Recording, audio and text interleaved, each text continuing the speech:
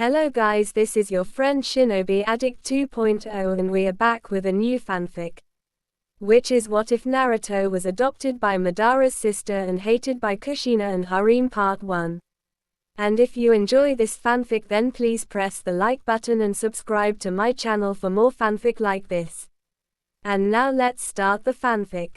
Naruto was born 6 years ago on this day, October 10th, to Namikaze Minato and Uzumaki Kushina, but the strongest known demon, the Kyuubi no Kitsune, attacked the village not even a few hours after he was born. He was under the control of Madara's eternal Mangekyo Sharingan when he attacked.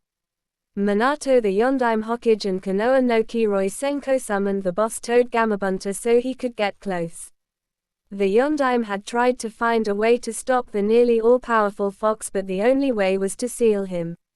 Using the Shiki Fujin to summon the Shinigami who took the Kyuubi's soul and sealed within young Naruto's body.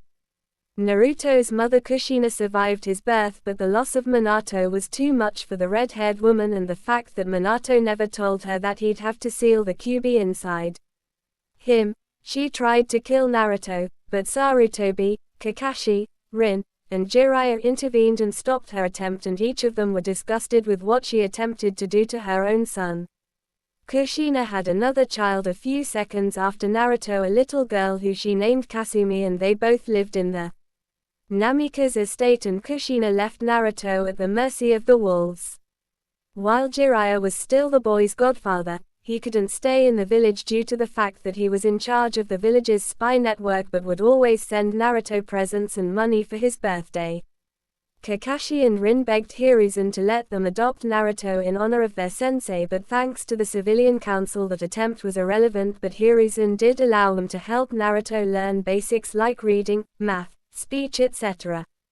And since Kakashi was an Anbu captain and Rin was the director of the hospital, they had very little time to visit, but they would on the days off. Thanks to the elders and civilian council, Naruto was dubbed as the Kyuubi's incarnate, and the civilians along with a few ninja wanted Naruto dead. The only ones that trusted in the Yondaime skills were the clan heads, minus Fugaku, civilians and ninja that were close friends to Minato, and the Anbu.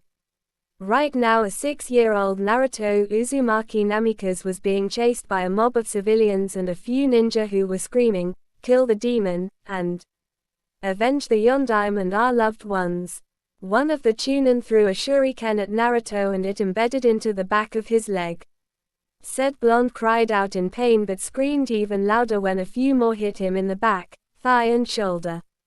He collapsed into the ground and the mob started to cheer and slowly advanced towards the whimpering and crying boy who was trying to crawl away, but every time he moved the pain became worse. The Chunin that threw the shuriken had looks of glee on their face and were about to throw more until the ND of chirping echoed through the dark streets and the cry of Chidori was heard. That was when the sound of electricity piercing flesh was heard, and the Chunin that was in the middle had a lightning-induced hand shoved through his chest and out his back, and blood seeped down the Leaf Nin's chest. The other Chunin leapt back and watched in horror as one of their own was killed by an Anbu wearing a dog mask and had gravity-defying silver-gray hair. The sickening sound of a hand ripping out of flesh was heard, and the Chunin fell over and laid there motionlessly with his right arm coated and ripping with blood. Behind his mask, his left eye glowed red and 3 Tomo spun around rapidly. "If you fools value your lives, then I suggest you back away now," Inu ordered, releasing ki on the fools that would dare harm his sensei's son. That was when a female wearing a long-sleeved black shirt that hugged her upper body, and pants that hugged her lower body along with what looked like a white skirt that had a long slit on each side appeared. She had smooth shoulder-length brown hair with purple markings on her face and dark brown eyes and a tan skin complexion. She was Rin Kazama. She was currently kneeling down and healing Naruto's injuries. Said blonde looked up and smiled weakly with blood seeping out of his mouth and going down his lip. "Oh Oni-chan," Naruto weakly said, and said female looked down at him and smiled sadly.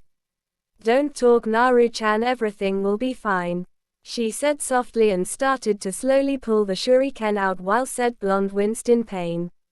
That was when one of the Chunin stepped forward. "Step away from the demon." That creature doesn't deserve to live, he yelled while the mob cheered in approval.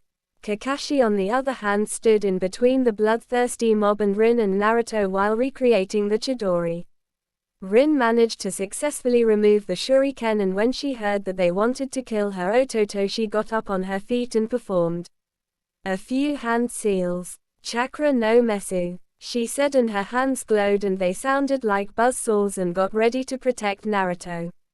Unknown to the mob, a woman who was 5 feet 6 with long raven-colored hair that stopped to her waist that was a little spiky and also had red eyes with 3 tomo in them was watching the event with rage and disgust on her face. She wore a pink haori that had the pictures of phoenixes and fire on it, similar to the Shunsui wears in Bleach, and also wore dark red samurai-like armor that was similar to the one Hashirama, Tobirama, and Madara wore, and a kunoiki outfit, which consisted of a black kimono-styled blouse that had black sleeves with red flames licking the tips, and also wore a mesh shirt that showed a little of the cleavage from her D-cup that were perfectly fit, meaning they weren't too big or too small. She also wore a long skirt that had 2 long slits on the sides that stopped to her lower thigh and showed off her flawless legs. A mixture of red and black bandage wrap was wrapped around her ankles, the middle of her feet and around her shins, and wore black sandals that were similar to the ones the Senju brothers wore. All in the entire outfit accented her very goddess-like figure. She also wore crimson nail polish and red lipstick on her lower lip, and she also wore black eyeshadow over her eyes, like Kurenai does. Her Sharingan eyes glowed in the dark under the moonlight, and she clenched her fists to the point where they popped. She is Himegami Uchiha, Fire Goddess, the elder sister of Uchiha Madara and Izuna, the first wielder of the Mangekyo Sharingan, Eternal Mangekyo Sharingan, and the strongest and eldest Uchiha to live. Currently she would be pushing 100, but due to the fact that she gained the Eternal Mangekyo Sharingan from Inari the fox god, she gained eternal life and youth. Not only that, but she was the only Uchiha whose eyes were actually blessed by the 3 goddesses Tsukuyomi, Materasu, and Susanoo, due to the fact that she never lusted for power, nor did she gain the 4th stage of the Sharingan by taking the life of a loved one. She did the exact opposite by having the desire to protect those precious to her and give her life for her loved ones. Madara Ototo, you fool, look at what you've done. You have condemned an innocent child to a life of suffering for your own foolish ambitions, and worse, you took his family away from him. I should have finished you off after Hashirama-kun defeated you. Himegami though, and then she closed her eyes and opened them, revealing her Eternal Mangekyo Sharingan.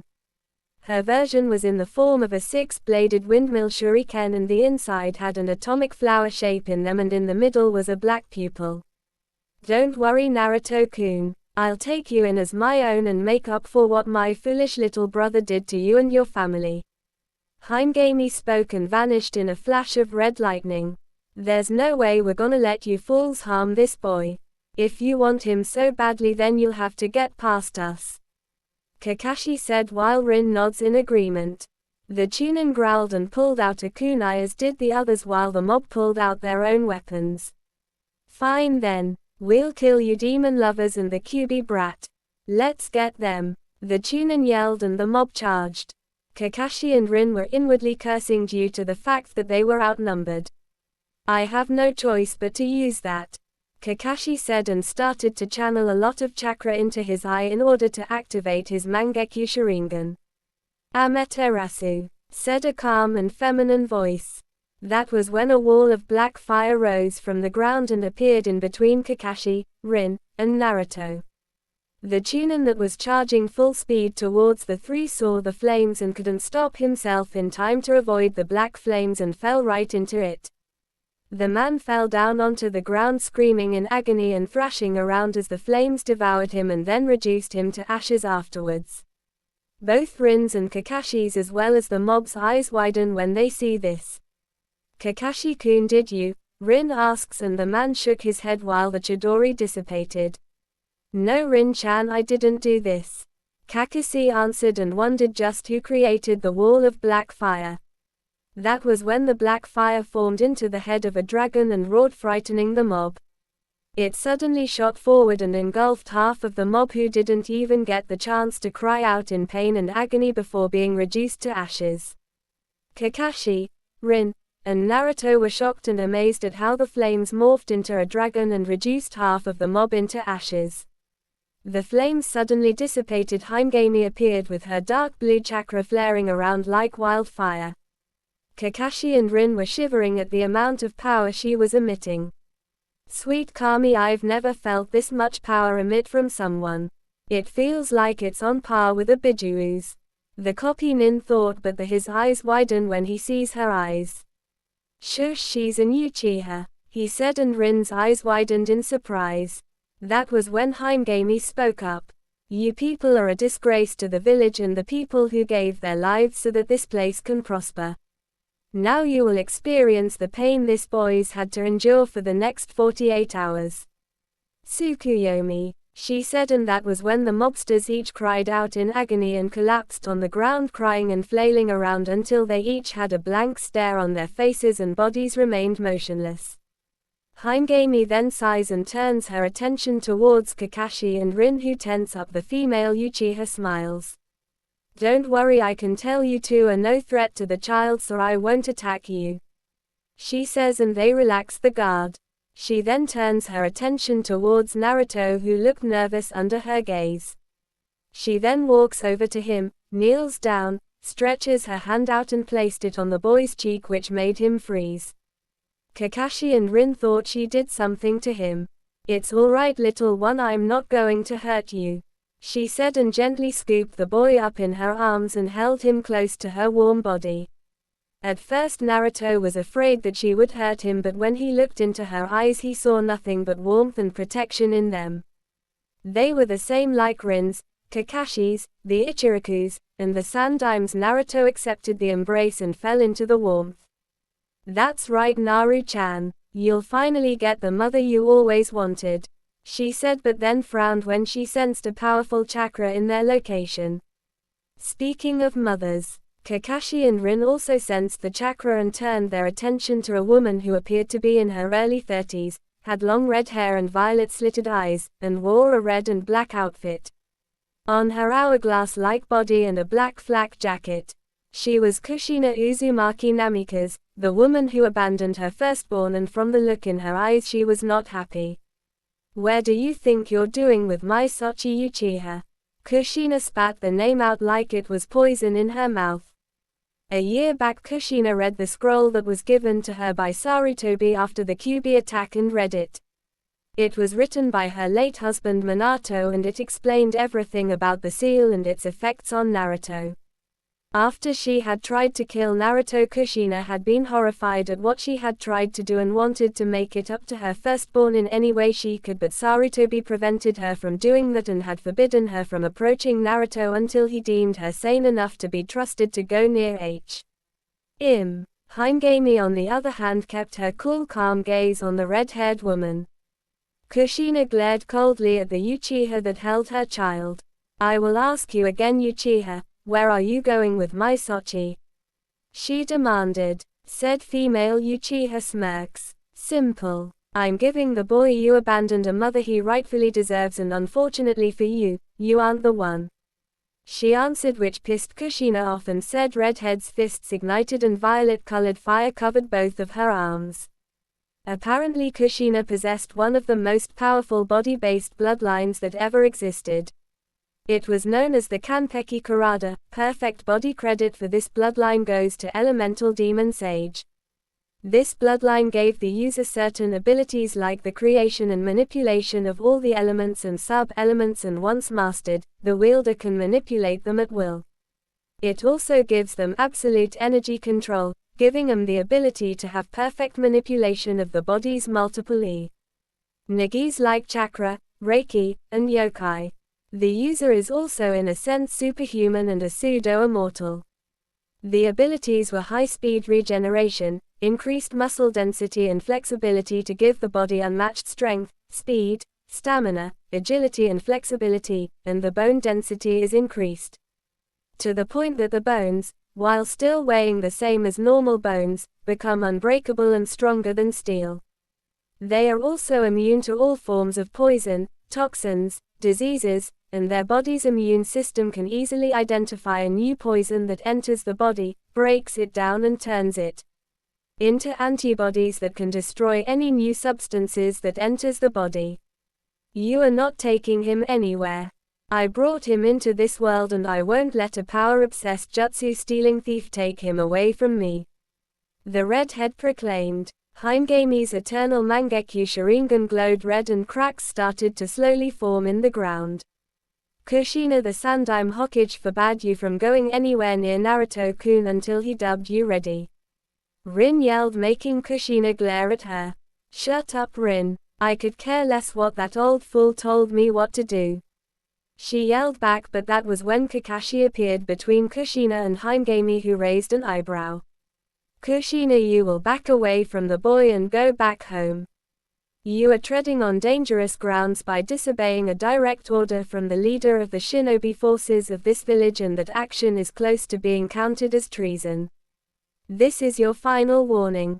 Go home or you will be arrested, Kakashi stated and was slowly reaching for his ninjato. Kushina on the other hand was growling and the flames dancing around her arms expanded. I'm taking my Sochi back and no one is gonna keep me from bringing him back. Hokage's orders be damned, she screamed, which caused Kakashi and Rin's eyes to widen in shock. Kakashi sighed heavily and his eyes were cold as ice. Then I have no other choice but to, he started to say until Himegami placed a hand on his shoulder and he looked over to see her calm yet deadly expression. Please take the boy and step back to where your friend is, she said. Kakashi blinks for a while but then he nods and takes Naruto out of her arms. After that he moves over to Rin and was still confused. Why do you want us to? Kakashi started to ask, but that was when he, Rin, and an unconscious Naruto were sucked into a dimensional void created by her megam. Eyes M's. Kushina's eyes widen in shock when she saw that. What did you do? Where did you take my son? Kushina screamed, demanded, while the longest living Uchiha brushed her hair back a little. I used a Jikuken ninjutsu, space-time technique, and sent him to a different dimension where they'll stay for now, she explained, which infuriated Kushina. You bitch, bring my son back here now, she roared while her eyes became stilled and her hair spiked up a little. Himegami on the other hand smirks. Why should I? You're no longer his legal since you tossed him aside like garbage and revoked your right to be his mother. Your loss is my gain because I intend to give Naru-chan a mother that'll love and support him, and no one is gonna stop me, especially not you, she replied. Kushina on the other hand trembles in rage and then a dark smirk appears on her face. Then I'll just have to make you, she said, and charges at her with violet fire trailing behind her. You can try, little girl, she said, and in a flash of silver light, a silver scythe called the Tenraisuke Kirit, Divine Moon Cutter, appeared in her right hand and twirls it. You can try. That was when silver-white lightning channeled through the scythe and she got into a bojutsu stance. Hokage Tower. Hiruzen was currently in his office looking through his orb at the fight between Kushina and the mysterious Uchiha, and Kushina wasn't faring well against her, but that wasn't the problem. He couldn't sense Kakashi's, Rin's, or Naruto's chakra anywhere. It was almost as if they didn't exist in this plane anymore.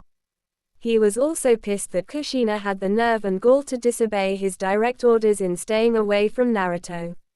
He knew she wanted him back after reading the scroll Minato left her, but he questioned her sanity and put a restraining order on her, fearing for his surrogate grandson's life, and there was also the fact that she was beyond obsessed with getting him back.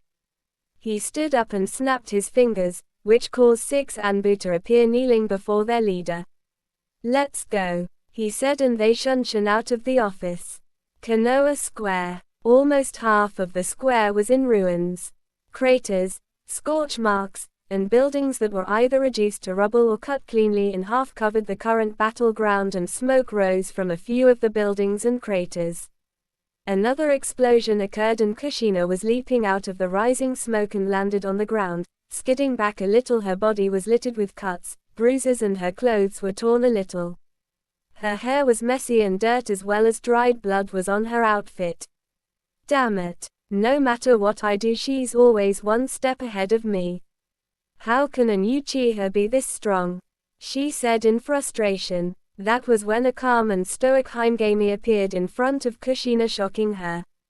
Before she could react, Himegami kicked Kushina in the stomach and sent her flying towards a brick wall. Said redhead cried out in pain when she hit the wall hard, and an imprint of her body and a crater formed around the wall. Kushina looked up at an unscathed Himegami with hate in her eyes and started to channel lightning chakra into her left arm and lift it up, but that was when the female Uchiha grabbed her wrist and instantly snapped it, making the technique disappear. Kushina gritted her teeth in pain but knew her broken wrist would heal, but then her eyes bugged out and she vomited out blood because Himegami punched her in the torso hard, and the sound of her ribs breaking and her internal organs swishing entered her ears. Kushina was coughing violently while Himegami lifted her arm over her head and kept her gaze on Kushina. You foolish little girl, did you honestly think that you could best me? She said in monotone. Kushina looked up at Himegami with hatred and rage in her eyes, and metal formed around her right hand and she formed it into a fist. A frustrated yell escaped from her mouth and she delivered a bone-shattering punch onto Himegami's jaw and made her head tilt back. Kushina smirks when she does this, but then her eyes widen in disbelief when she saw Himegami just stare at her with her head tilted back. How? That punch should have crushed your skull. Kushina stammers out while the female Uchiha leaned closer to her face. You don't get, do you? She says, and then punches her in the gut so hard that the crater Kushina formed grew bigger and the ground trembled. She does this 3 more times until the brick wall crumbles and Kushina stumbles on her knees and blood seeps out of her mouth. Himegami still had her grip on Kushina's arm and pulls her scythe off her back.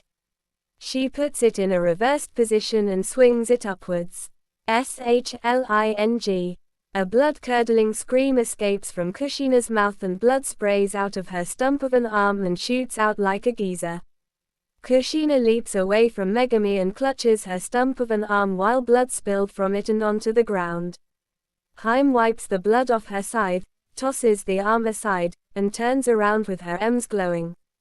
The next thing that'll go will be your head, she said coldly while the silver edge glistened in the moonlight. She started to make her way towards Kushina but stopped when she heard the redhead laughing darkly. Her eyes widened a little when she saw a purple aura surround Kushina's body and the bleeding stopped. Her hair waved around wildly and she slowly stood up and placed her arm to the side. Kushina looked up and her slitted violet eyes were glowing and canines formed jutted out of her upper lip. She smiles and holds her stump out and it starts to shift and ripple. She let out a painful grunt as a new arm shot out of the stump she used to have. Himegami's eyes widened in surprise when she saw this. Kushina inspects her new arm and closes it into a fist while her old arm melted into the ground. You can go ahead and cut my head off. I'll just grow it back like I did my arm. My Kekkei Genkai Kanpeki Karada practically makes me immortal. You can lop off my head, arms, legs, stab me in all of my vital organs, and even throw me into a pool of the strongest acid that exists. It still won't be enough to kill me. I have to say this though, she said as she cracked her neck. You're the first person aside from my Korean parents to actually remove a limb and do this much damage to me.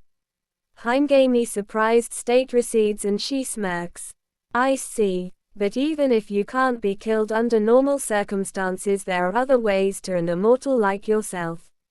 I should know since I had a few encounters with your clansmen and killed them. She said, making Kushina's eyes widen. Even with your ancient bloodline, you're still no match for me. Before you or your parent were a gleam in your ancestors' eyes, I have fought and lived through countless battles, slay thousands of ninjas, and I was the only one to ever defeat the Shodaime Hokage in combat. She said. Kushina's eyes widen in disbelief when she heard. Impossible, impossible. There's no way you can be alive. You'd have to be over 100. Kushina cried while Himegami smirks.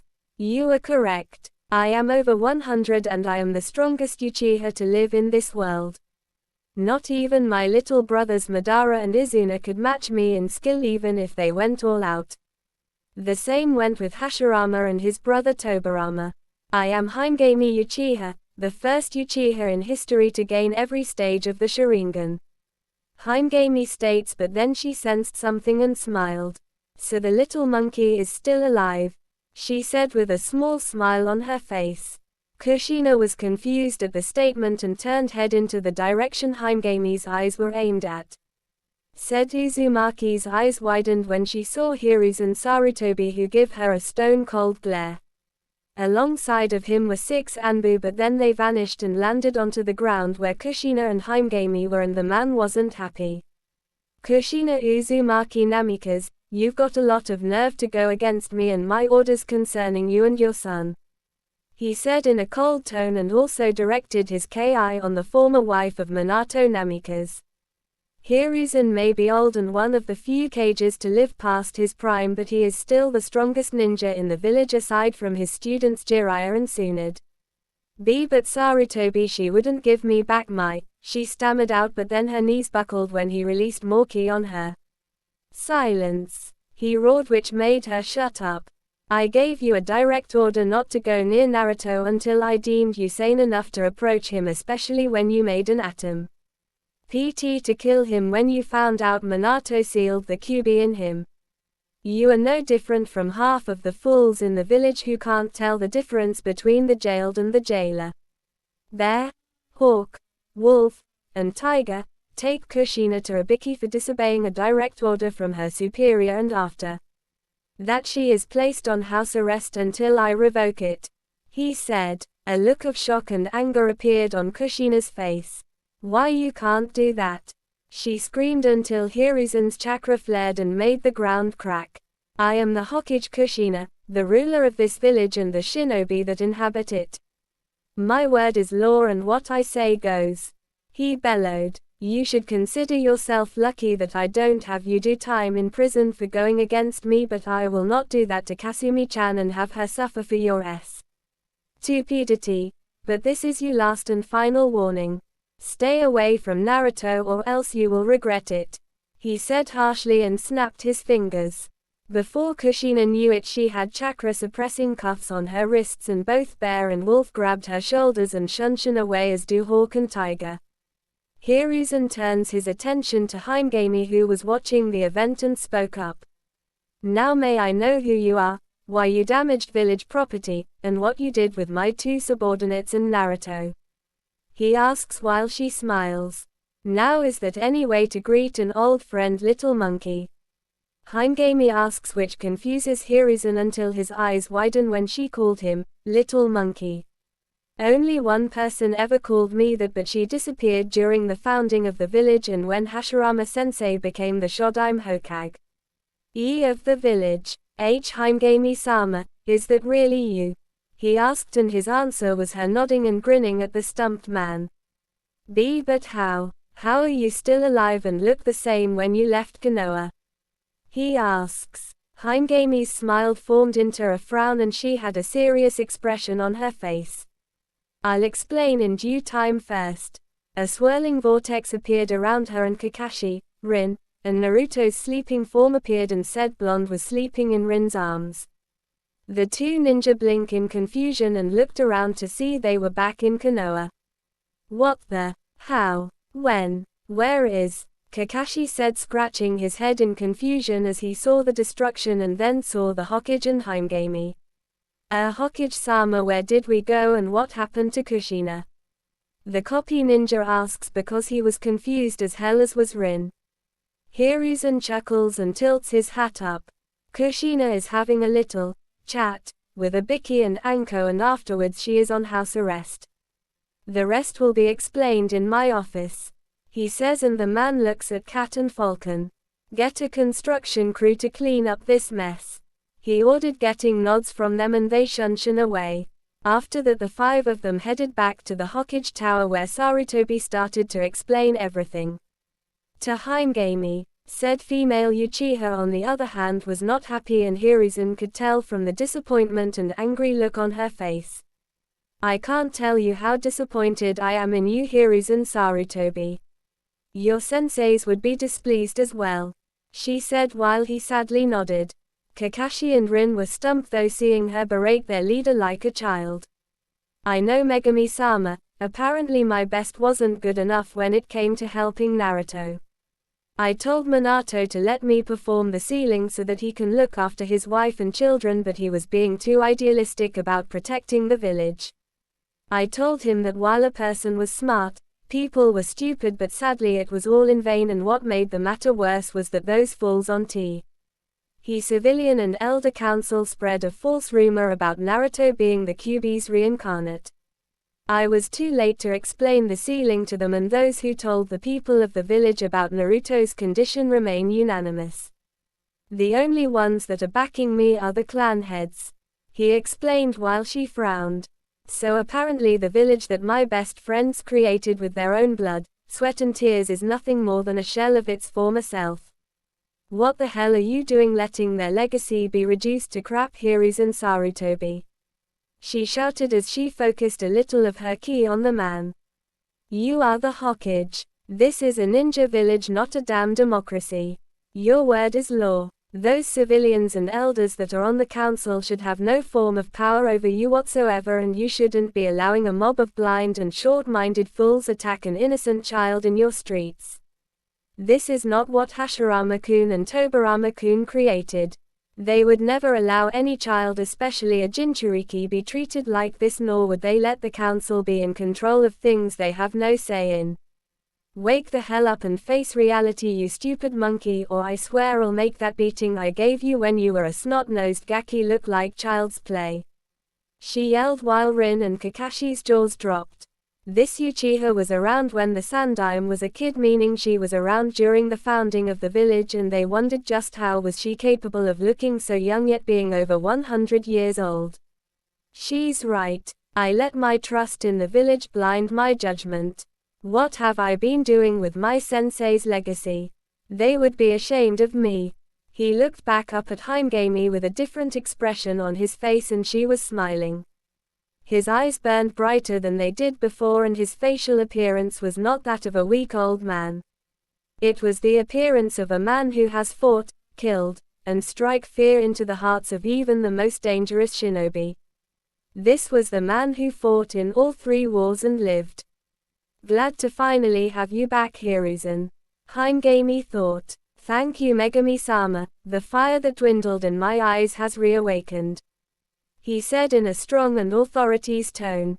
And I believe it's time for me to clean house and show these people why I was dubbed as the Shinobi no Kami, he says, and he was gonna make sure that no one usurped his authority ever again.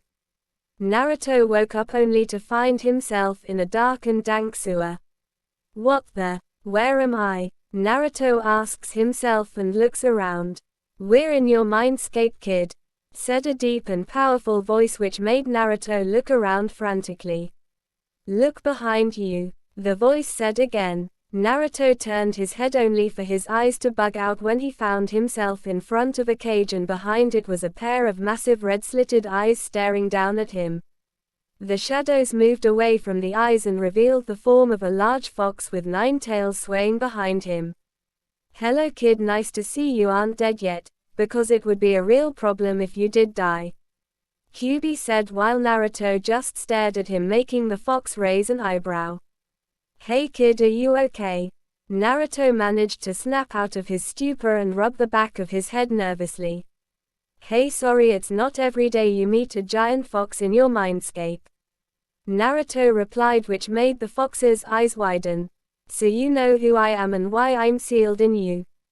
Kyuubi asks, and Naruto nods. Considering the fact that I was born on the day you attacked the village and the fact that the back of villagers call me fox brat, demon, and monster, how could I not realize it? Naruto said while Kyuubi remained silent. I may be 6 years old, but I'm not an idiot, he deadpanned, which made the fox chuckle. You truly are an enigma, kid, Kyuubi states. Naruto rubs the back of his head and looks the other directions. That's what Inu Aniki and Rin-ne-chan said. So do you have a smaller form? Naruto asks Kyuubi, who smirks. His entire body glows red and it slowly shrinks until it's in the form of a full-grown adult male. When the glow died down, standing before Naruto was a man who appeared to be 5 feet 11.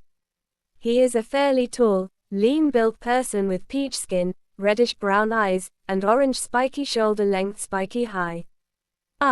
His outfit consisted of a black ankle-length black coat, or shikakusho, with red lining that is closed at his chest, and then left to flare out into ragged ends. His right arm was sleeveless and wore a black glove, while his left arm had a black sleeve and also wore a pair of black hammocker pants tabby socks and sandals, Ichigo's Bankai form after he left the Dangai world. Naruto looked at the man with awe in his voice and couldn't help but admire his appearance, especially the color of his hair. Kyuubi raised an eyebrow at the boy's facial appearance. "Is there something on my face, kid?" he asks while Naruto shook his head. "Wow, you have orange hair," he said, which caused Kyuubi's to eye him oddly. "And your point?" "I was born with orange hair," he states, and his answer was Naruto shrugging.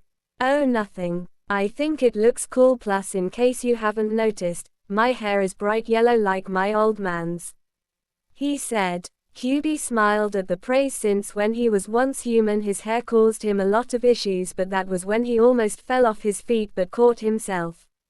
"Whoa, hold on, you know that your dad is the Yondaime Hokage Minato Namikaze?" he asked while Naruto nods. "Well yeah, I mean I look just like him minus the whisker marks."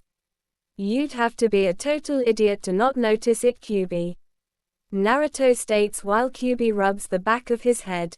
"You got a point there, and don't call me Kyuubi, kid. The name's Ichigo Kurosaki." Ichigo states. "Oh well then, Ichigo, may I ask why did you attack Konoha 6 years ago?" the young blonde asks while Ichigo scowls at the memory. "It wasn't my intention to attack your home, kid. Some team in a spiral mask and a weird-looking eye placed some kind of illusion on me and made it. But before I explain the rest, let me tell you about my past life before I became a Kyuubi," he says. Council chamber. Every member of the council was now sitting in the chamber and were wondering why the Sandaime had called him. On the shinobi side were the clan heads Fugaku Uchiha, Hiyashi Hyuga, Shukaku Nara, Inoiki Yamanaka, Chusa Akamaki, Shibi Aburame, and Chum Inuzuka, and TTing beside her was Kuromaru. The 3 elders were Danzo Shimura, Koharu Utatane, and Homura Mitokado, while the rest consisted of civilians, and a part of them was a pink-haired woman named Akemi Haruno. Unlike the rest of the civilians, she honored her former friend's dying wish and saw Naruto as a hero and knew he was Minato's son. When she found out about what Kushina tried to do to her son, she was appalled. The 3 elders and other civilian members were responsible for the way Naruto's current life was and dubbed him as the Kyuubi's reincarnate, and either wanted him to become a weapon or removed from this plane of existence since he was a threat to Konoha. The clan heads, on the other hand, were on Naruto's side since he was the one keeping them from facing absolute destruction, and the fact that they knew how skilled Minato was in Fuinjutsu since he did create one that helped them end the last war, and they each knew that Naruto was Minato's and Kushina's son, but they were disgusted that Kushina abandoned him, thinking he was the demon fox. While they all pondered on this, the door opened and Hiruzen entered the room with an expression that radiated power and authority. Following behind him were several Anbu that were in full battle gear and looked as if they were preparing to go on a dangerous high-ranking mission, and were now walking around the confused counselors until they surrounded the confused members and stood around them, not making a sound. Hiruzen approached his seat, and the Anbu wearing the tiger mask salutes his leader, who smiles and nods, allowing his subordinate to stand at ease. After he sat down, Danzo decided to speak up. "Sarutobi, what is going on? Why are there fully equipped ANBU in the chamber?" he demanded, but Hiruzen turns and sends an icy gaze towards the old warhawk, which makes the man's visible eyes widen a little and cringe a little. "Let's get one thing straight here, Danzo. You will refer to me as Hokage-sama, and second of all, you don't question my authority." I am the leader of this village and you will show me some respect, he said in a strong tone and aims his attention at the others. The same goes for the rest of you. You may be members of this council, but I can easily remove you from your position of power and replace you with someone more level-headed. The elders, civilians were surprised at his response to Danzo, and the clan heads and Akemi were amazed to see this change. Sarutobi and were wondering what made this change. Chum on the other hand was looking around and saw Kushina wasn't in the meeting.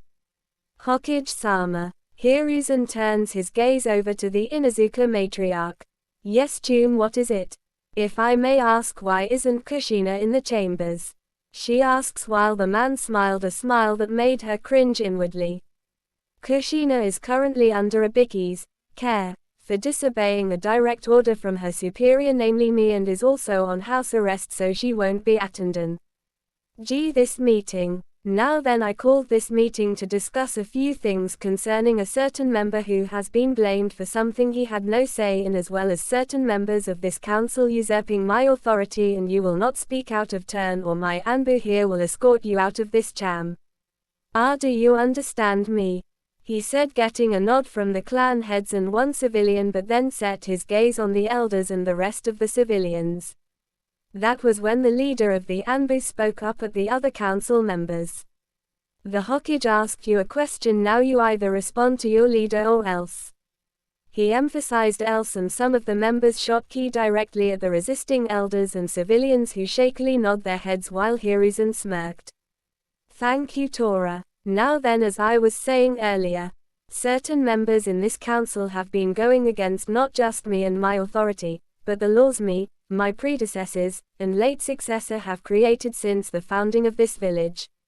I consider the actions that have been committed as treason, and I will not tolerate such things in my village.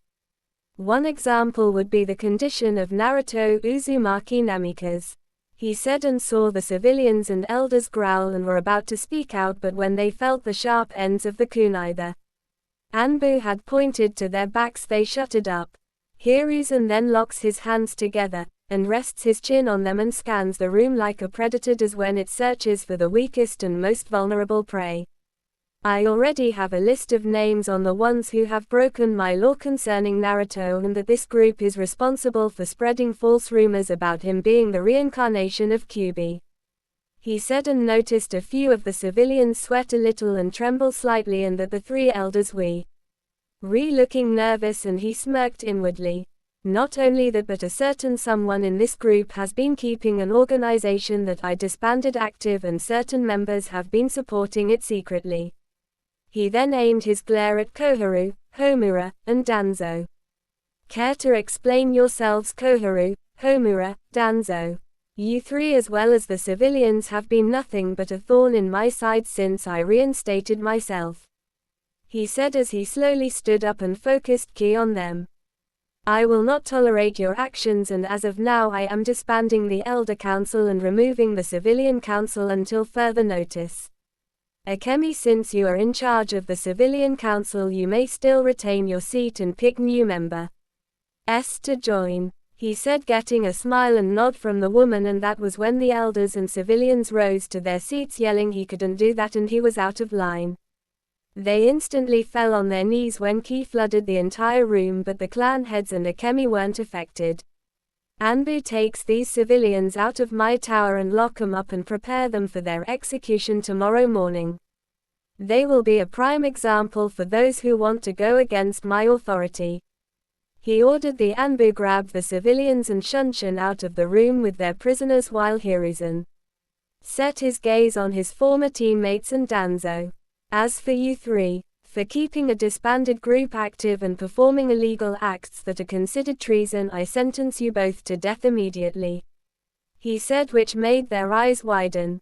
Think again, you old fool. Root. Danzo cried out, waiting for his soldiers to appear and deal with his rival, but they didn't. The smile on Sarutobi's face made the man pale.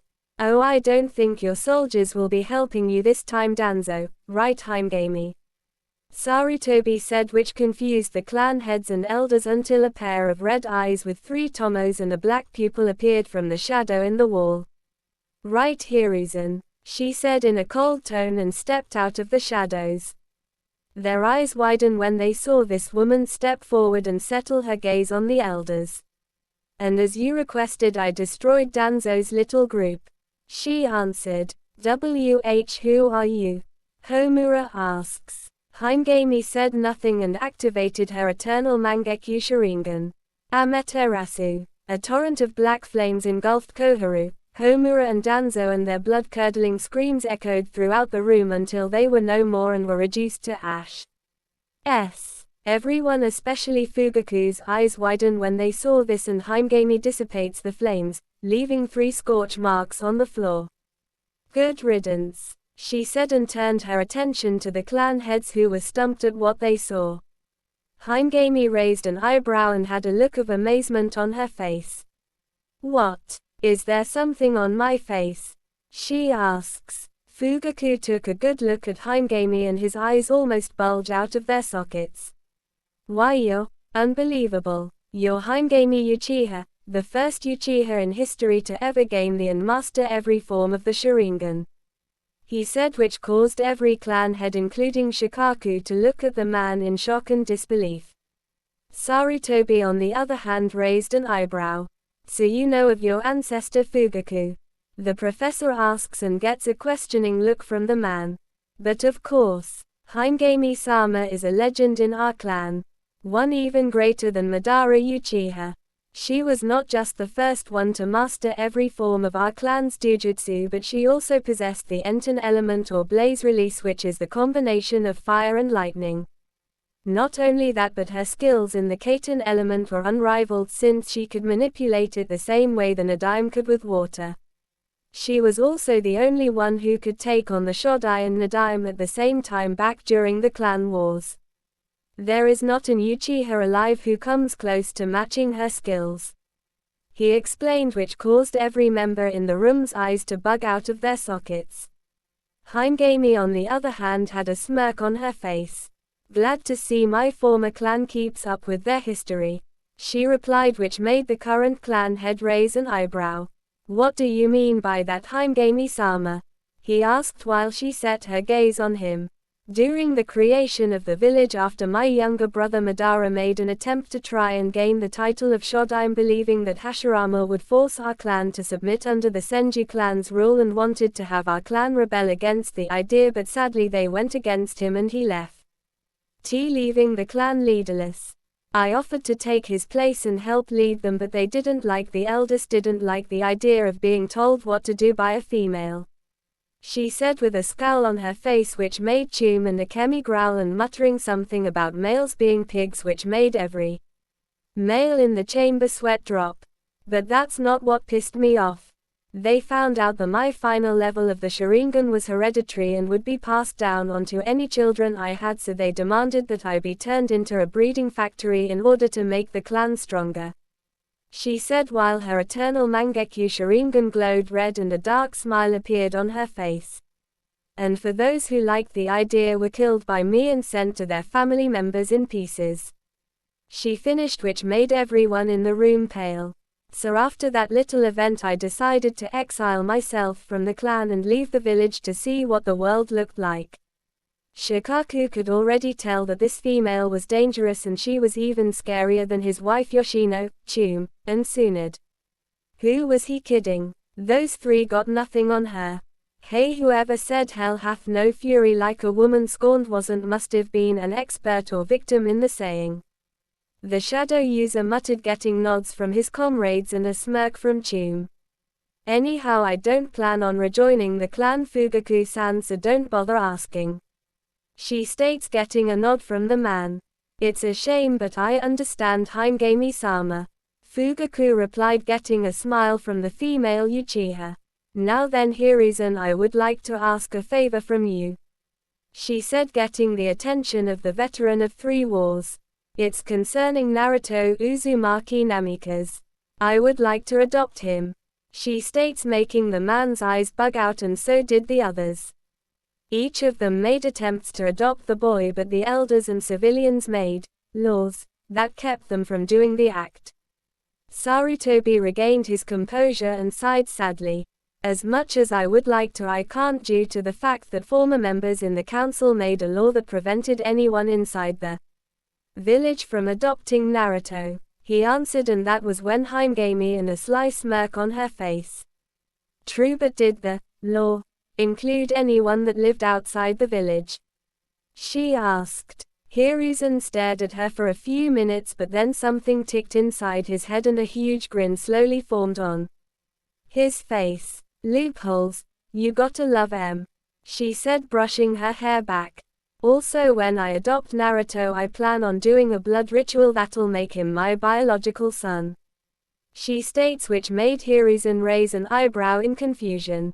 The ritual requires me to use my blood and merge it with the person of my choosing, and if my blood accepts the person to be a biological member of my family, then he'll not gain my genes, but he'll also gain my bloodline, she explained. Sarutobi took the info in and spoke up. Very well then, but the problem now would be your lodging, he stated, and that was when Fugaku spoke up. Why not give them the Senju compound that's behind the Hokage Mountain? Ever since Tsunade-san left the village, the place was nothing more than a historical monument, and it's the only compound available at the moment, the clan head stated. Hiruzen and the others agreed to this, and the leader spoke up once again. That'll definitely work, don't you agree, Himegami? The female Uchiha smiled and nodded. Yes, that's an excellent idea, she says. After Hiruzen dismissed the clan heads, he led Himegami back to her office where Kakashi and Rin were watching a sleeping Naruto. Said blonde was currently resting his head on Rin's lap while Rin gently stroked his hair with her hand. That was when Naruto stirred a little in his sleep and opened his eyes and saw Rin, Inu, Hiruzen, and the same woman who comforted him in the office. "Nei-chan," Naruto said quietly, which got Rin's attention. "Hey Naru-chan, did you enjoy your nap?" she asked warmly, and got a nod from the blonde, who slowly sat up and turned his attention to Himegami. "You're the one who saved me from those people earlier." "Thank you," he said gratefully, and she smiled warmly at the boy. "You're welcome, Naruto-kun," she replied, until she saw the sad look on his face. "So what's gonna happen to me now? I don't want to go back to that orphanage since the people there treat me like crap and hardly ever feed me, and the apartment you gave me, Saruoji, was burned down," he said sadly, which caused Rin's and Kakashi's eyes to widen in shock and anger, while Hiruzen was shaving inwardly and made a note to have a chat with the matron of the orphanage. Himegami's eyes flashed red for a few seconds and her right hand started to twitch dangerously, but she calmed herself down. "No need to worry, Naruto-kun, because you're gonna be adopted," he said, which made the blonde boy's eyes widen. "By who? Is it Inu, Aniki and Nei-chan?" he asks, and the two shook their heads. "Actually, I will be adopting you, Naruto-kun," Himegami said, and the boy turned his attention to her. "My full name is Himegami Uchiha, but I'm an exiled member of the clan, so I have no ties with the current clan," she explained, and Naruto's eyes started to become moist. "So you're gonna be my new Ka-san?"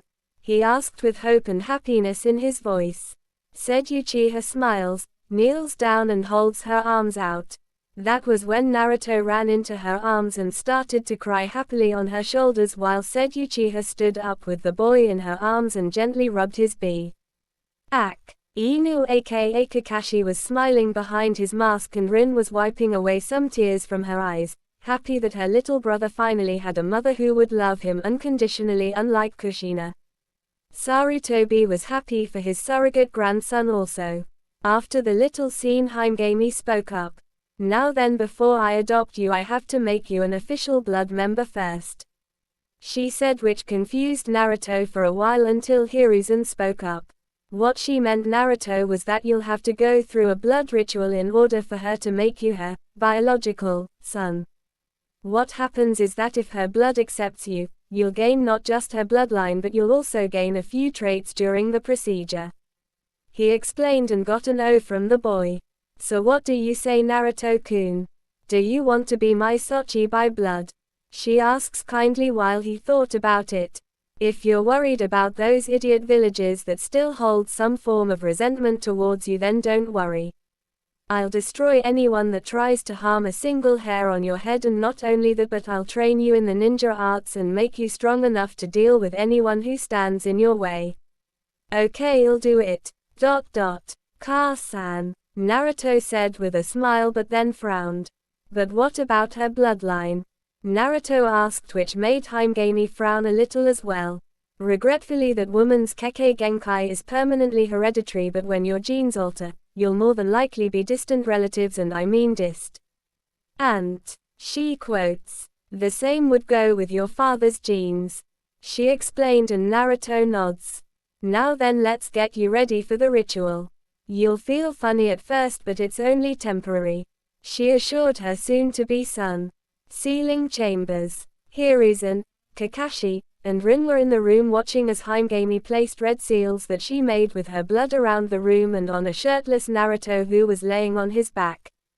After she was done, she took a notice at the Shikifuan seal that appeared on Naruto's torso and glowed red. She raised an eye at this and looked down at her nervous son.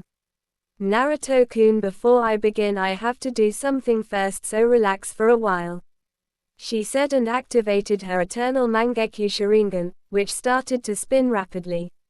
Naruto's eyes turned glassy for a while and the seal on his stomach turned even redder. She then does a ram seal and says Fuan, similar to how Madara extracts Kyuubi from Kushina. The seal started to slowly melt away while reddish-orange bubbling chakra rose out of the seal, which made Hiruzen's, Akashi's and Rin's eyes widen and were gonna stop her until the chakra landed right next to Himegami and escaped from Naruto's body until it was no more and started to take on the form of a full-grown man, revealing a man with dark spiky and mop-like shoulder-length orange hair wearing all black outfit. Said man was kneeling down and rose to his feet, shaking his head. Man, what a rush, he mumbled, and saw the three ninjas staring at him with owl-like eyes. Ichigo blinked a few times and rubbed the back of his head. Hey, how's it going? He asks while Kakashi pointed at him with a trembling finger. Kyuubi, he asked while Ichigo looked at him with a raised eyebrow. Yeah, that's my title, but call me Ichigo, and no, I'm not gonna raise this village to the ground unless you give me a reason to, he said in a serious tone. The kid told me about what his life was like since I was sealed in him by his old man, and I have to say half of the people in this village are idiots, especially that bitch of a mother he had. Don't be too surprised if she ends up in the hospital by mysterious circumstances, he said, and turned his attention to Himegami, and felt his face heat up. Whoa, she's gorgeous. And I, though Yoruichi was hot, he thought, and looked away, and for some reason found the ceiling interesting while Himegami blushed a little when he stared at her, but it wasn't one full of lust or perverted like most men. She shook the thoughts off when she heard Naruto groan a little. Alright then, now to perform the ritual, she said, and pulled a kunai out. After that, she used the sharp end and cut it across her palm, making blood seep out of it. Next she took Naruto's hand and used the same kunai to cut his palm open while Naruto bit his lip from the sharp sting. She placed her bleeding palm over his, squeezed it, and the blood dripped from her hand and onto his. Afterwards she started to perform a long chain of seals, and the seals on the ground and around Naruto's body started to glow red. After doing around 99 seals, she stopped at the 100th one, which is a ram seal. Naruto's eyes widened and felt a weird sensation go through his body while the seals started to snake up his body and seep into Naruto's body. This went on for at least 10 minutes, and the seals suddenly died down and Naruto's body changed a little, having a light tan complexion. His blonde hair was a little darker, with it being shoulder length and his bangs being jaw length, like Minato's was when he was younger. He also had some black streaks in his hair, making him an Uchiha. He also had a pair of canines jutting from his upper lip, and his whisker marks were gone. Once the ritual was complete, she lets out a sigh of relief and brushes a strand of hair back. Naruto slowly opened his eyes, which were cerulean blue and had slitted pupils, and groaned. Himegami helped him up and set her now biological son on her lap. How do you feel, Sochi? She asked. I feel funny, but other than that I'm okay. Wait, did you say Sochi? He asked and she nodded. So the ritual worked and now you're my Ka-san. Tears formed in his eyes while she smiled lovingly at him and once again nodded, which resulted in Naruto once again hugging her and crying tears of joy. Himegami wrapped her arms around him and kissed him on the top of his head, and she too was happy that she got to have a son to love and support. Ichigo smiled at the sight since it reminded him of when he was with his mother. I'm happy for you, kid. I don't know how, but I'm gonna make it up to you for ruining your life for the last 6 years, and I swear the next time I see that bastard Madara I'm gonna rip his head from his shoulders. He thought with his eyes flashing red for a few seconds. After the ritual, Himegami gave Naruto some new clothes and Sarutobi gave her the official adoption papers, and Ichigo explained to Hiruzen why he attacked Konoha and that he used to be a soul reaper for the Shinigami King and defeated Orogu by the name of Aizen, but lost his powers in the process, but the backlash of the fight transformed him into a kitsune with 9 tails, thus stunning him as the Kyuubi no Kitsune. Next, Hiruzen escorted the 3 to the old Senju compound that was in top condition. The reason why is that Hiruzen always had it cleaned twice a month, and thanks to the repair seals, security seals, and barrier that kept intruders out, it remained like it was during the formation of the village. Once they got settled and Naruto was sound asleep in his new bed. Ichigo was currently sitting on the wooden floor outside the compound looking up at the moon until the slid door opened up and Himegami walked out with 2 cups of green tea on a platter. She also wore a silky red robe that hugged her body and on it were white flowers. Hey Ichigo, Himegami said, getting his attention, and it took all his willpower not to pass out from a nosebleed he was getting, but managed to shake it off. Oh hey Himegami-san, he said while she sat down next to him and set the tea down. Just call me Himegami, I'm not the type to deal with suffixes, she assured and got a nod from him. She handed him one of the cups of tea which he took and drank, and she did the same. Afterwards they each talked about they did in the past, and Himegami was amazed that Ichigo was once human who then became a Shinigami and saved the mortal and spirit realm from a rogue named Aizen. Ichigo was also impressed with how Himegami was over 100 but still looked so young thanks to her final form of the Sharingan, as well as being blessed by 3 goddesses. What amazed him even more was that during her travels she also faced demons and monsters that make the hollows Ichigo faced look harmless, minus the Arrancar and Vasto Lord Ichigo fought in his life. They also joked around a little, especially when Ichigo told her about how hesitant he used to be around the opposite and mostly blamed his former sensei Yoruichi for it. After talking for a while, Ichigo took one of the guest rooms while Himegami took the master bedroom that she redecorated. All in all, Naruto gained a family. Even though they were currently small, it would soon grow. Morning came and the sun shined down on Naruto's face, and said blonde groaned and shifted his body away from it and snored lightly.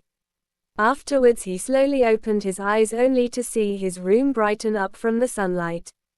He sat up, rubbed his eyes and yawned, stretching his arms out and looked around. Naruto smiled due to the fact that his room was twice as big as his apartment since it had a whole bathroom. For the first time in his life, Naruto was actually happy because he finally had what he always wanted, a family. That was when the scent of food being cooked entered his nose and he made his way out the room and towards the kitchen. When he entered the room, he saw his new mother in the kitchen and was humming and cooking breakfast. Naruto walked over to his mother and gently grabbed her robe, getting her attention. Himegami turned her head only to look down and see her son smiling up at her while she smiled down at him. "Good morning, Ka-san," Naruto said while she knelt down and gave him a motherly hug and kissed him on the forehead. "Good morning, Sochi. Did you sleep well?" she asks and got a happy nod from Naruto. "Good. Now then, go on ahead and get yourself cleaned up for breakfast." "Okay, but where is Ichigo?" Naruto asked, looking around for the most powerful of the Biju. "He's currently getting us some things for the compound as well as some new clothes for you. He should be back soon," she explained, getting a nod from Naruto. "Okay then." Say Ka-san, Naruto said while she continued to cook breakfast. Yes, Sochi, Himegami asked her son. I was wondering, since I won't be going to the ninja academy until I'm 8, can I start my reigning as a ninja now? He asked while she thought about it. I don't see why not. The other clan heads are starting their children's training as shinobi, so yes, but we'll start off with the basics, okay? She asked and got a happy nod from Naruto.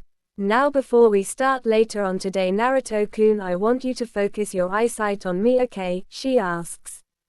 Naruto blinked in confusion but nods and does that. After a few seconds have passed, Naruto's eyes changed instantly into a fully matured Sharingan wit. H3 Tomo around the pupils. Wow, Ka-san, I can see your chakra. In case you're wondering, Kakashi and Rin also taught Naruto about an energy shinobi used called chakra. He said while she had a look of surprise on her face. Wow, you already have a fully matured Sharingan. You must have gained it during the ritual, and thanks to your Kekkei Genkai Kanpeki Karada you've gained the first level of the Sharingan. While you learn the basics, I'm gonna teach you how to use it properly and how to fight without it. She stated. I knew my blood was strong, but to give him a fully matured Sharingan at his age is incredible. I swear Naruto will mold you into a strong shinobi like your father was. You'll not only surpass the other 4 Hokages, but you'll even surpass me and my brothers one day. Single quote. She thought while Naruto deactivated his eyes and headed back to his room to get clean and dressed. 2 years have passed since Naruto was adopted by Himegami and made her biological son, and when Ichigo joined the family. Said former Shinigami was a great person to get along with and became a surrogate father to Naruto.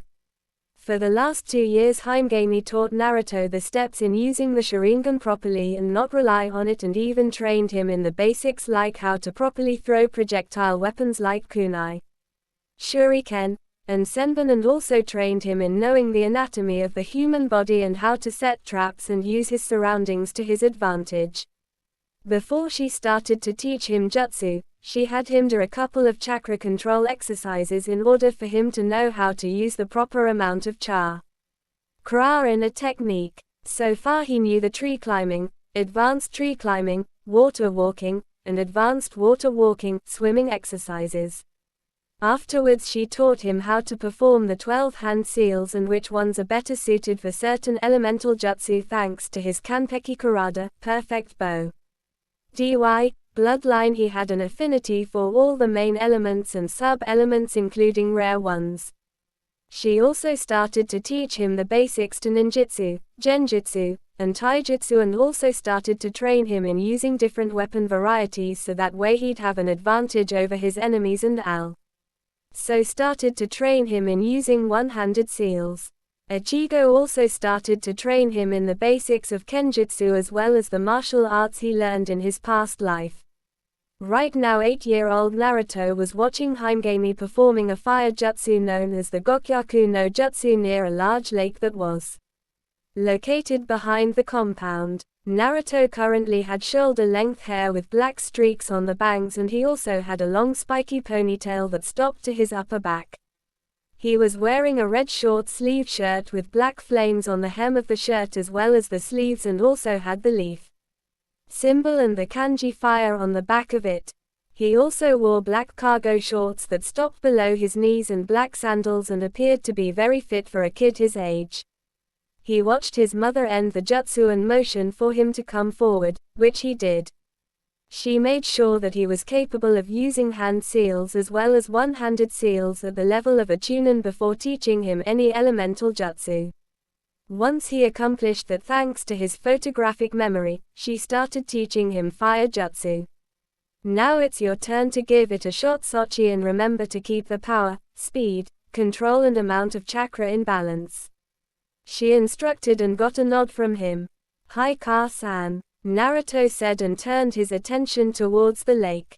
He started to perform a series of hand seals, stops at the tiger seal, and inhales air into his lungs.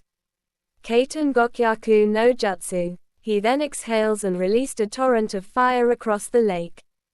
Himegami used her Sharingan in order to get a good inspection of the jutsu and smiles. Naruto ends the jutsu, lets out a sigh, and turns around to see his mother smiling. Excellent job Naruto-kun, you managed to keep the jutsu balanced. She said why I smiled at the praise she gave him and then spoke. Say Ka-san, since you said your eternal Mangekyo Sharingan is hereditary, would it be possible for me to gain it? Naruto asked Himegami. It is a possibility Naruto-kun, but you'll probably gain your version once your Sharingan has reached its limit and it'll evolve to the final stage, thus you won. Have to worry about any of the side effects except for chakra depletion. She said while Naruto nods. So are you excited to be entering the academy tomorrow? Naruto smirks and nods. Hi, I'm ready since you and Ichigo helped me get a head start. Hopefully I can make some more friends there, and I'm pretty sure Hinata-chan will be in the academy too, but I think she's a little nervous. He stated while Himegami giggles and ruffles his hair. And I know you'll protect her from the bullies, right? She asked while he scoffs. Of course I will. That's what a friend does, right? So when are you gonna settle down with Ichigo and give me a sibling? He asked humorously, making Himegami blush a little. What are you talking about? She asked, which only made Naruto's smirk grow. Ka-san, I may be 8 but I'm very mature for my age. I've seen how you two stare at each other when you don't think no one's looking, and you like to spend a lot of time together alone. He emphasized, which makes the blush on her face grow. She stammers out until Ichigo appears. Hey you two, he starts to say until he saw Himegami blushing and looking away while Naruto smirks at Ichigo, who pales inwardly. Oh crap, he knows. So when's the wedding, Ichigo, or should I say Tu-san? Naruto emphasized while Ichigo's face heats up, but then it ends and had a puzzled look on his face. Wait, Tu-san, so you'd actually think of me as a dad even though I'm the QB? He asked while Naruto shrugs. Yeah, I would. I mean, you did teach me some things which most dads do for their kids, plus I think you'd be a great husband for mom.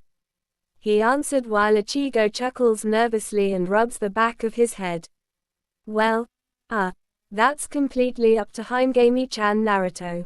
Anyways, we should go on ahead and head to the Ninja Academy since the coronation is in a couple of hours.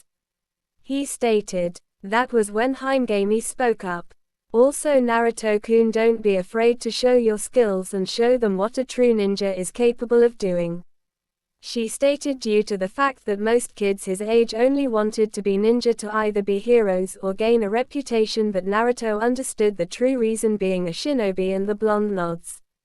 Hi Ka-san, Naruto said while she smiled. After that, the three headed to the academy for the coronation. Ninja Academy coronation. During the coronation where Hiruzen the Sandaime Hokage made his speech, Naruto looked around the crowd and saw some of the clan heads as well as their children along with some non-clan ninja parents and their children, and some civilians and their children. Naruto already knew a few of them, but when he saw Kushina, a frown formed on his face, but he chose to ignore her appearance and saw Kasumi, who looked like a miniature version of Kushina but wore red sweat pants with a jacket and a blue shirt. He also saw Hinata and her younger sister Hanabi along with Hiashi and Hikari, Hiashi's wife. Himegami managed to help Hikari with her condition when she was giving birth to Hanabi and found a way to cure her illness completely so that she didn't die from giving birth, and Hiashi was eternally grateful. Ever since that day, Naruto became best friends with Hinata and always looked out for her, especially when they're around Neji, who was always being a jerk towards her for no reason. Said branch was always belittling Hinata for her kindness and said someone as weak as her would never amount to anything, but when that occurred, Naruto reacted to his verbal abuse against his surrogate little sister by giving him a wicked right hook in the jaw and a black eye. Naruto smiled when he saw Hinata look a little nervous but still showed some form of confidence since she wanted to make her parents and little sister proud. He saw Akemi Haruno and a girl who looked like a miniature version of her with dark pink hair tied in a ponytail and jade green eyes. She was Sakura Haruno. A year ago when Naruto was in the park playing with Hinata, he saw a group of kids picking on her because they were making fun of the color of her hair, but he chased them off and asked Sakura if she wanted to play with him and Hinata for a while, and she agreed to it and later on became friends. After the coronation ended, the parents that knew each other started to talk to each other before their kids entered the academy. With Naruto walked into the academy hallway and saw the other kids but was looking for Hinata, but when he saw an 8-year-old girl with blue hair tied into a ponytail, he smirked and snuck behind her. Hinata on the other hand was looking around for Naruto, wondering where he was, unaware that he was behind her. Naruto then poked her in both sides, making her squeak and turn around only to see a smiling Naruto and then glomp the boy. "Naruto-kun, I'm so happy you're here," she said happily while Naruto chuckles and returns the hug. "It's great to see you too, Hinata-chan. So are you ready?" he asks while she nods with a smile on her face. "Hi, but I'm a little nervous," she answered while he smiles. "Don't worry, you'll do fine. Unlike half of the girls in this place, you and a few others have what it takes to be real kunoichi. Plus you're the heiress of the Hyuga clan and you can do anything you set our mind to," he said, which makes her eyes light up. That was when he felt a hand touch his shoulder and turned his head only to see Sakura smiling shyly at him. Hey Naruto-kun," she said. "Hey Sakura-chan, what's got you all nervous?" he asked. "I'm just worried I won't do great," she answered. "Yes you will, because I'll be there to help you. Plus you're really smart since your mom is a major in academics and business and knows every single law about the village and knows her way around politics since she is the leader of He Civilian Council," he assured Sakura, who smiled and blushed a little. "Thanks Naruto-kun, I'll do my best," she said. Afterwards they found their classroom, which was room 302, and entered.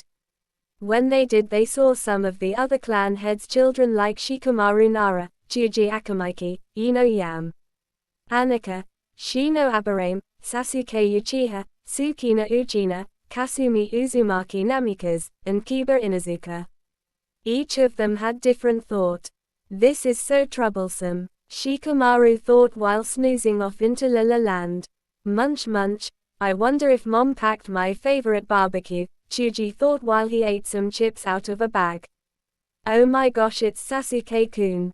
He's so handsome. But who's the blonde boy with the streaks in his hair? Whoever he is, he can't be a match for an Uchiha," Ino thought as she set her gaze on the two boys. Shino was quiet. "Whoa, that's the Hyuga princess. She's beautiful, but who does the blonde kid think he is sitting next to her?" Kiba though as he ogled Hinata while said girl felt a shiver go up her spine. Naruto saw it and turned his head to see Kiba growling at him, but said blonde's eyes become as cold as ice, making Kiba back off and show him who the real alpha was. San said that the Naruto kid was interesting because he was adopted by an exile from the clan. "He is cute and from the looks of it is very strong." Itachi Nisan also said there was something special about him. "I wonder what it is," Tsukina thought. The blonde doesn't look that great. I don't see why Tusan would be interested in a nobody, especially if he's the son of an exile," Sasuke thought. Ka-san said to be careful around Naruto-kun, but I don't see what's so dangerous about him. Whenever I bring up his name she becomes silent and changes the subject. Kasumi thought. That was when a Chunin with a scar going across his nose and he head in a ponytail walked into the classroom and coughed to get their attention, which they did. "Hello class, I'm Aruka Yumino and for the next 6 years I'll be your teacher and teaching you the way of the ninja. In this class you'll be learning the basics in jutsu, chakra, and using throwing weapons and academics like math, science, reading, geography, and history," he explained, getting groans from most of the class while Naruto sweat drops. "Is this guy serious? I've been waiting 2 years to join the academy only to learn the basics again. Great, just great," he thought. 3 months later, Aruka was currently talking about the Shodaime Hokage, who was the founder of the village. Naruto was pulling a Shikamaru and drooling a little. Said Chunin saw this and a tick mark appeared on his face. He suddenly pulled out a piece of chalk and launched it at Naruto. Said blonde caught the chalk without even opening his eyes, shocking the Chunin and most of the class. Naruto opened his eyes and yawns and looks at the piece of chalk. Sensei, why did you throw a piece of chalk at me? I heard everything you said. Iruka snapped out of his stupor and folded his arms. Really? Well then Naruto, would you like to tell the rest of the class about what I explained about the Shodaime Hokage? He asked. Naruto on the other hand was smirking inwardly. So he's trying to intimidate me, huh? Nice try, he thought and started to speak up. The Shodaime Hokage, also known as Hashirama Senju, was the founder of Konohagakure no Sato after the end of the clan wars and was also the leader of the Senju clan, a clan who was skilled in all forms of the ninja arts and feared throughout the shinobi war, and also the village's first Hokage. He, along with his younger brother Tobarama Senju, who became the Nadaime Hokage after the first, died with a sensei of the Sandaime Hokage Hiruzen Sarutobi, who is known as the god of shinobi and professor. Quote, Hashirama also possessed a Kekkei Genkai called Mokuton, which was the combination of the water and earth element, and he used that ability to create the forests as well as the village. He also possessed the ability to control the 9 Biju using his Mokuton, which suppressed their chakra. He explained, which caused the class to remain quiet and Iruka was stumped. Did I forget anything? Naruto asked. No Naruto, you didn't. Excellent work, he said approvingly while Naruto smirks and falls back asleep, making the man as well as most of the students sweat drop, wondering if he as related to the Nara kid in any way, since all they did was sleep. Target area. Iruka took the students outside so that they could work on their kunai training. So far Ino got a 5/10, Shikamaru got the same as did Chuji, Kiba got a 4/10 much to his ire, Sakura got a 6/10, Shino got a 7/10, Hina, Tsukina, and Kasumi got an 8/10. Alright, next up is Sasuke Uchiha. Iruka said. Said Uchiha stepped forward, pulled out the practice kunai, and throws them at the target and manages to hit 8 out of 10 spots, and Ino and the fangirls squeal at how good he was, while Hinata, Tsukina, Sakura, and Kasumi's brows twitch at how loud they were. Good job Sasuke, he said while Sasuke walked out of the area and sent a smug smirk to Naruto, who rolled his eyes. Next up is Naruto. He paused and looked at Naruto since he didn't have a surname. Kurosaki. It's Naruto Kurosaki. Naruto answered, getting a nod from Iruka. Okay then Naruto Kurosaki, you're up, he said. Naruto walked towards the targets and pulled out his practice kunai. After looking at the spots for a few minutes, he smirks and flings all of them at once, making Iruka's eyes widen as well as the other students. As he did this, the kunai hit every target's bull's eye and they were embedded into the targets deeply. Unreal. A 10 out of 10. Excellent work Naruto, Iruka said while Naruto nods and walks back towards the stumped class. Sasuke on the other hand was frowning and glaring at the blonde because he got a perfect score. Wow Naruto-kun, you got a perfect score. That's awesome, Hinata said, and Sakura nodded. Yeah Naruto-kun, that was amazing, she said while Naruto smiles. Thanks. Maika-san trained me to use projectile weapons properly for the last 2 years. You two also did great, especially you Sakura-chan. You scored 6 out of 10 on your first try. You must have been practicing, he stated while she blushed at the praise he was giving her. A month later. So for the past 3 months, the students each did the other courses of training like the ninjutsu training, genjutsu training, and taijutsu training, which Naruto managed to score all perfect in, especially when he went against Sasuke during the taijutsu matches.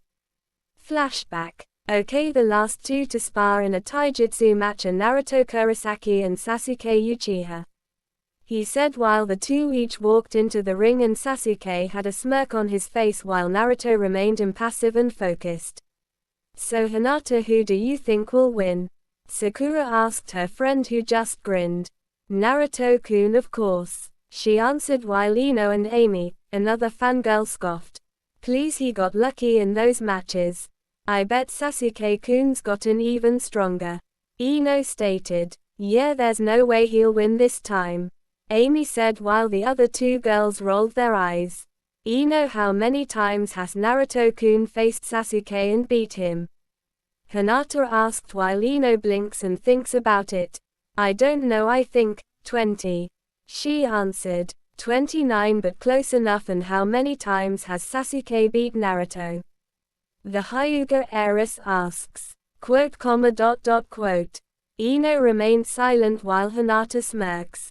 That's what I thought, she said, which made Ino fume.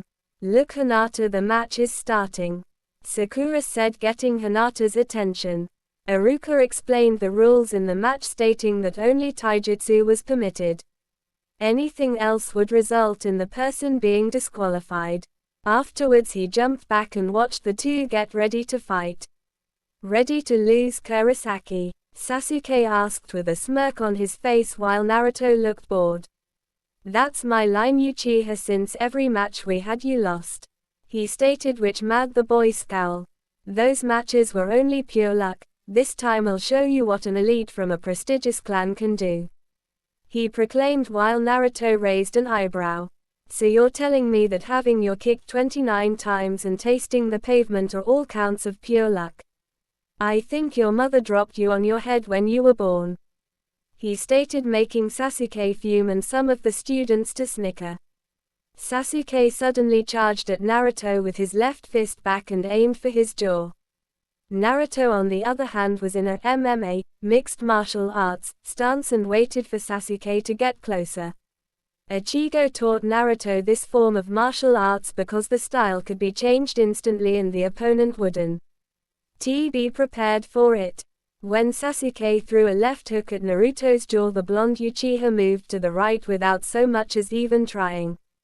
Sasuke stopped and tried to strike Naruto with a reversal backhand, only for Naruto to duck and deliver an elbow strike to the boy's ribs.